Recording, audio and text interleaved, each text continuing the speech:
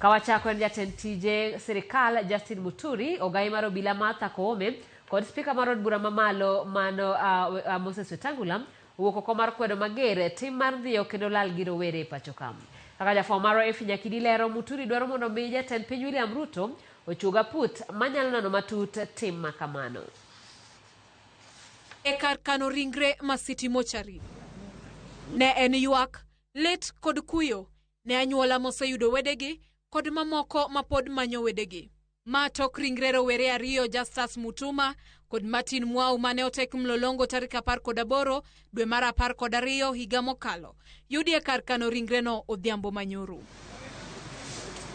Jatend migawo matije Serikal Justin Muturi kaachiel kod Dan Manzo ma bende en okil mochung'ne anyuola go e bura bende nochopo e kar kano ringre no. Muturi orudho tok jatend piny William Ruto kowacho ni ok en kare mar twak ewi weche mag ochumi kako machielo rowere iteko kendo bang'e iyudo kosewito ngimagi. We sit somewhere claiming that we are discussing matters about the economy of this country. Economy for who?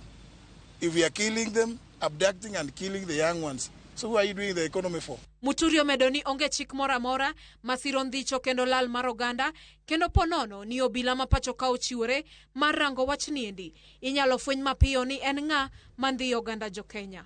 I say the government, I'm not aware of any policy that supports abductions and extrajudicial killings.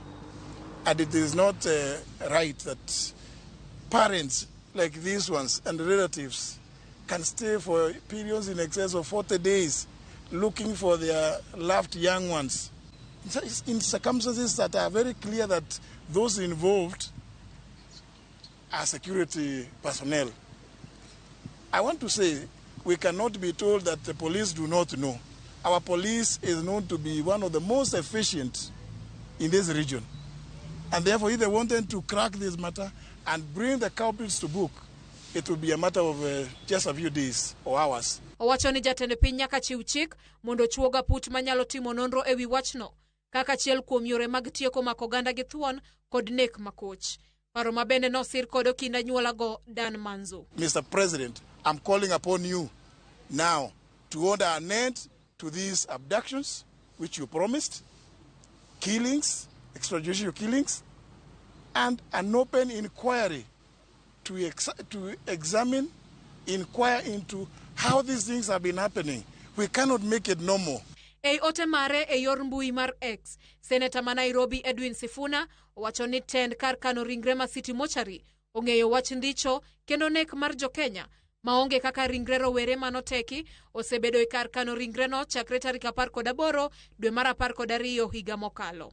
Jatend duond bura mana Kenya Martha Karua bende ochiwo ote mare ne ute fwambo kowacho ni nyaka ne weche mag ndhiyo kendo lal gi oganda chakre pachoka bad migepe mochung'ne arita ok nyal wacho ni ok ging'eyo gima dhi nyime. Bende onge lokruok mora mora mosetime bad migepe go ranyisi ni jatend piny William Ruto nigi yie kaluwore gi chal makama.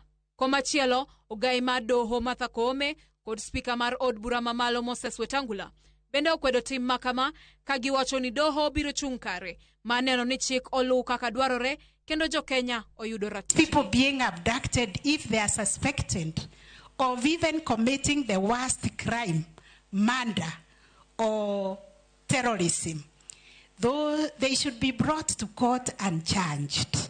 They should not be held incommunicado, because this brings anxiety to the family. It brings so much trauma even to those who are abducted. Take this opportunity to urge the agencies of administration of justice, the office of the IG, the office of DCI, the office of DPP, and internal security organs to investigate thoroughly and come to the root cause of who is kidnapping people and later they are found dead. Magiduto timore ka kora nyuola mamoko mapoko yudo wedegi rito chenro mar bero ne ringre mar fwenyo wedegi. Kata obedo ni ringre rowere moko ariyo mane oteki osefweny kendo yudi. Anyuola mar Steve Mbisi Kavingo kod mano mar Kalani Mwema pod nigi geno ni gibiro yudo wedegi mar mondo mirem magikadhe orum. Efinya Kidi, Ramogi TV, City Mochari, Nairobi.